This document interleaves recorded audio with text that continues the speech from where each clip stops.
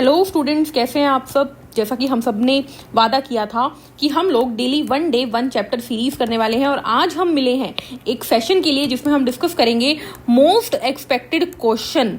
10 questions जो कि most expected है आपके री नीट के एग्जाम के अंदर, वो हम डिस्कस करने वाले हैं। ये टफ लेवल के क्वेश्चन रहेंगे। ये इसीलिए करवाए जा रहे हैं क्योंकि इजी और मीडियम लेवल के लिए हम चैप्टर और PYQs कर रहे हैं, लेकिन टफ लेवल के क्वेश्चन PYQs से नहीं आते, तो इसीलिए हम कर रहे हैं ये स्पेशल सीरीज। तो देरी न करते हुए शुरू करते हैं आज के पहले क्वेश्चंस के साथ।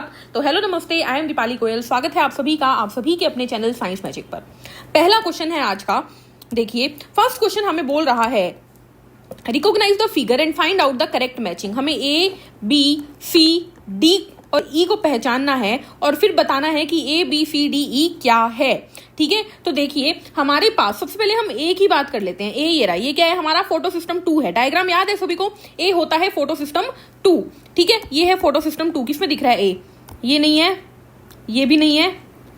आंसर आ गया, option C will be the right answer. But check कर लेते हैं B क्या है हमारा। तो हमारा B जो है ये है फोटो सिस्टम 1। ये क्या है, फोटो सिस्टम 1। C क्या है हमारा, C कहां पे है, ये रहा, साइटोक्रोम B एंड F है ये हमारा।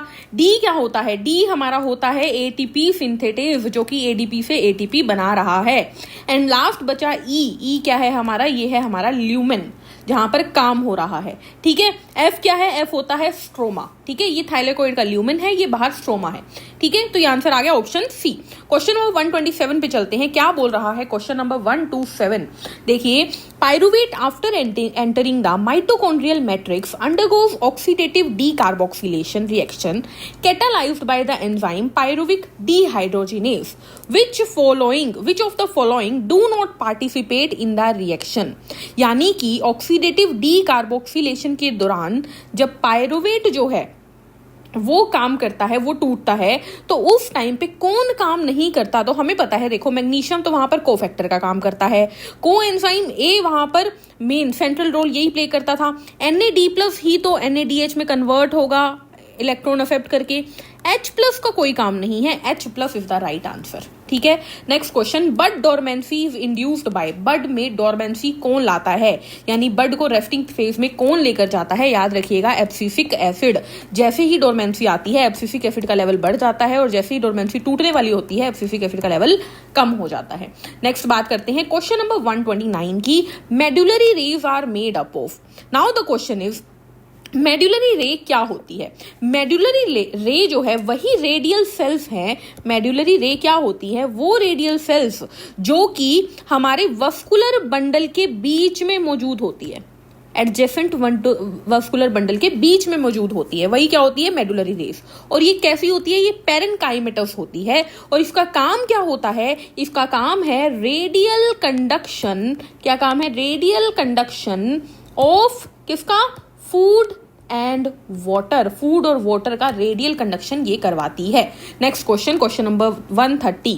The total DNA content of each daughter cell is reduced during meiosis. हमें पता है मियोसिस में पेरेंट सेल 2n होती है, लेकिन बनती है 4 सेल, जो कि चारों ही क्या होती है, हैप्लोइड। अब ये क्वेश्चन यही पूछ रहा है कि डॉटर सेल जो होती है वहां पर कंटेंट जो है वो रिड्यूस क्यों होता है।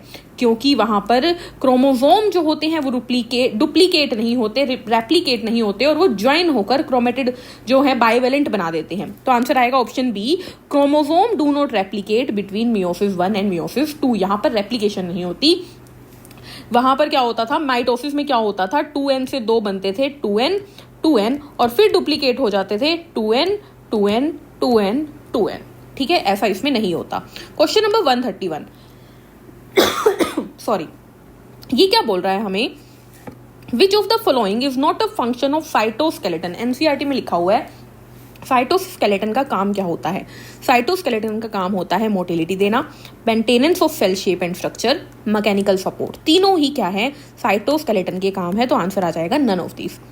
अब क्वेश्चन आता है, साइटोस्केलेटन ऑफ अ सेल किसका बना हुआ होता है। Cytoskeleton of a cell is made up of, तो आपको याद रखना है साइटोस्केलेटन बना होता है माइक्रोट्यूब्यूल्स, एक्टिन फिलामेंट्स,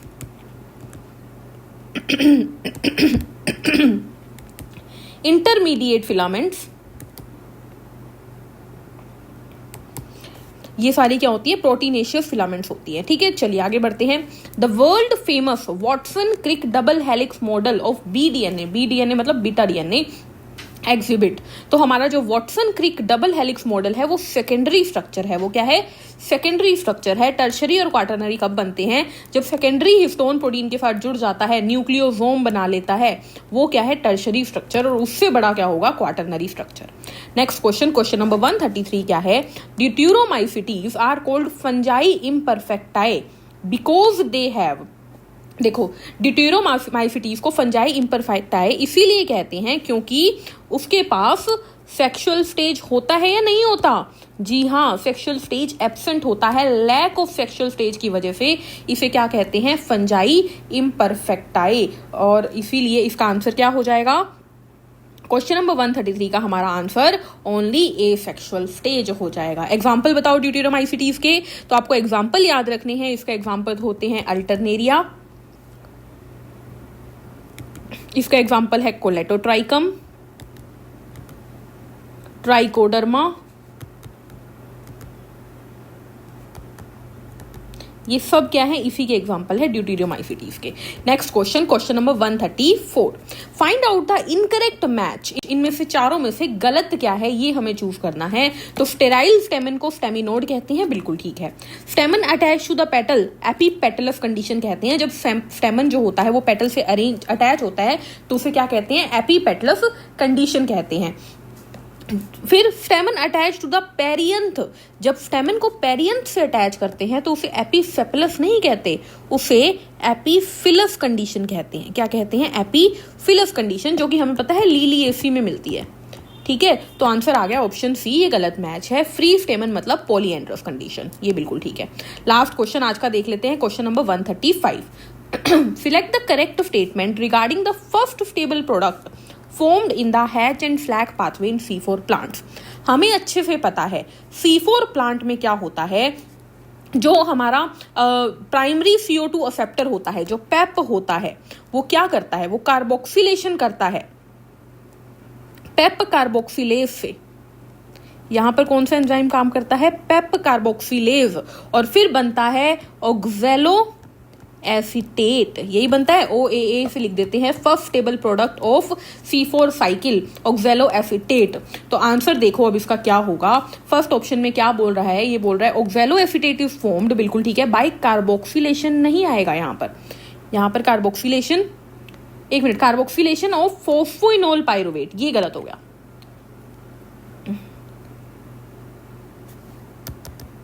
तो अब ऑप्शन पढ़ लेते हैं। पहला ऑप्शन क्या कह रहा है कि, तो अब ऑप्शन पढ़ लेते हैं। पहला ऑप्शन क्या कह रहा है कि ऑक्सैलो एसीटेट इज फॉर्म्ड, बिल्कुल ठीक है, बाय कार्बोक्सिलेशन ऑफ पेप, बिल्कुल ठीक है, in the bundle sheath cell, यही हो गया गलत। मीजोफिल में होता है, ये किसमें होता है, मीजोफिल। तो ऑप्शन ढूंढो अगला, देखते हैं। ऑक्सैलो एसीटेट इज फॉर्म्ड, ठीक है, कार्बोक्सिलेशन ऑफ पेप, बिल्कुल ठीक है, इन द मीजोफिल सेल, बिल्कुल ठीक है। सी में क्या बोल रहा है, फोस्फोग्लिसरिक एसिड इज फॉर्म्ड, गलत हो गया। फोस्फोग्लिसरिक एसिड इज फॉर्म्ड, गलत हो गया। आंसर आ गया ऑप्शन बी। तो these are the 10 important questions जो कि एक्सपेक्टेड हैं, टफ लेवल के हैं, बिल्कुल नए टाइप से आपको दिए हैं। आई होप ये आपके काम आएंगे। एक बात मैं आपको बता दूं कि हमारे चैनल पे एक सीरीज चल रही है जिसका नाम है 1 डे 1 चैप्टर सीरीज। डेली हम 10 मिनट में एक चैप्टर पूरा का पूरा करवाते हैं। फिलहाल क्लास 12 के चैप्टर कर रहे हैं, एंड ये मेरी गारंटी है कि उस 10 से 15 मिनट की वीडियो में से ही आपको, आप चाहो तो 40 ईयर के PYQ अटेम्प्ट कर लो, एक भी क्वेश्चन उस 10 मिनट की वीडियो से बाहर नहीं होगा। और ये 40 ईयर के PYQ भी मैं चैप्टर वाइज यहीं इसी चैनल पे करवा रही हूँ। और ये मैं इसलिए करवा रही हूँ, कोई नहीं करवाएगा आपको, ये मैं इसलिए करवा रही हूँ क्योंकि मैं चाहती हूँ कि आपके वीक टॉपिक प्रिपेयर हो जाएं। जिस लेवल पे आप स्टैंड कर रहे हो, मान लो 360 में से 320 आपको आ रहे हैं, तो बचे हुए 40 नंबर कहाँ गए, वो वहां गए जो आपके टॉपिक वीक थे, जो टॉपिक आपको कंफ्यूजन देते थे या जो टफ थे। और उसी के लिए हम टॉपिक वाइज पढ़ रहे हैं। एक एक टॉपिक मैं आपको इस 10 मिनट में करवाती हूँ, एंड देन 40 ईयर PYQ में भी टॉपिक वाइज क्वेश्चन है NCERT के। तो इसीलिए वो वीडियो जरूर देखें। मिलते हैं नेक्स्ट वीडियो में। वीडियो पसंद आए तो बच्चों लाइक कर दिया करो, शेयर कर दिया करो और सब्सक्राइब कर दिया करो। कोई भी डाउट आए तो कमेंट कर दीजिए। और आपको क्या करना है, हंसते रहिए, मुस्कुराते रहिए। Take care, thank you, bye bye.